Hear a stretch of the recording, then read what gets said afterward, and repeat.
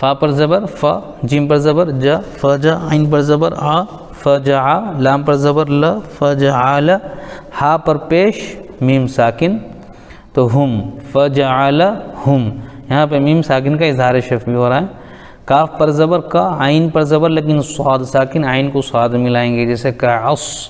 فا کے نیچے دو زیر، تو یہاں پر بھی قاعدہ ہے تنوین کے بعد حروف یرملون میں سے میم آ رہا ہے اس لیے ادغام یرملون مع غنہ ہوگا، تو فا کو میم میں ملائیں گے جیسے فم کعصفم.